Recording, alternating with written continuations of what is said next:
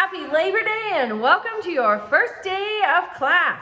I am Shayla Lanier and I will be with you over these 8 modules. So welcome. We are today looking at the difference between the past, which are just things that happened. You know, things that happened 5 minutes ago, things that happened 5 years ago, 50 years ago, and the study of the past, which is history. In the Module 1 resources, there's a great definition of history. It says it's a story that is told about events that happened in the past by describing the people, the places, and the things of that time.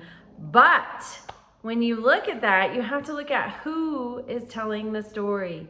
Who decides which stories will be told? What people, places, and things are described? There's this book, Silencing the Past, and it talks about power and the production of history.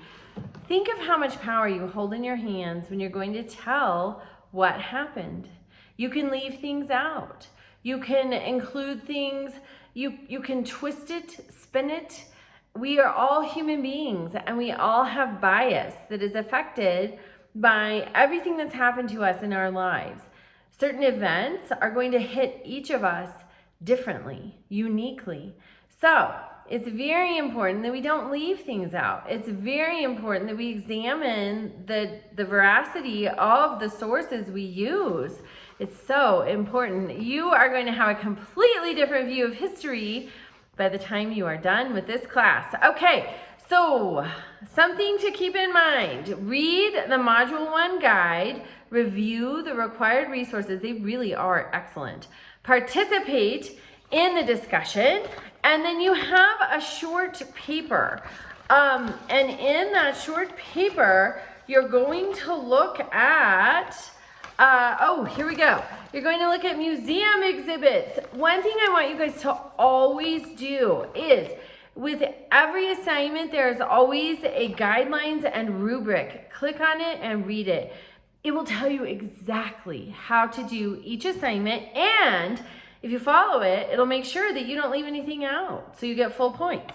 So you're going to look at 2 museum exhibits. So what's the name and location of the exhibit? What's the topic of the exhibit?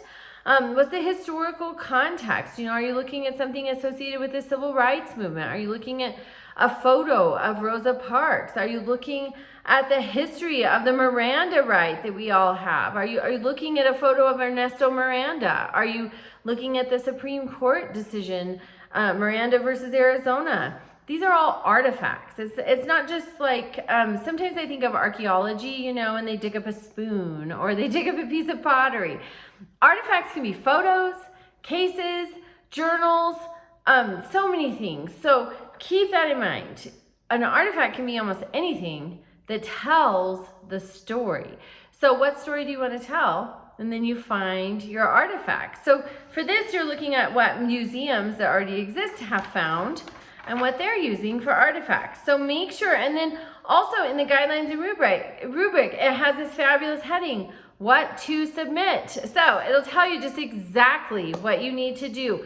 Please reach out to me with any questions if you want. So it has a list of museums, and they tie into things we're going to do. So everything you do, starting in Module 1, is going to tie to your Module 7 project. So keep that in mind. Pick something that you're genuinely interested in because you're going to be dealing with it for 7 weeks. If you want to visit a museum that is not linked in the virtual museum exhibits, just reach out to me. I have never said no to anyone because everybody comes up with fabulous ideas or alternatives. So just reach out to me if you have something you want to do that's not listed. Reach out to me with any questions, and welcome to class and a unique study of history.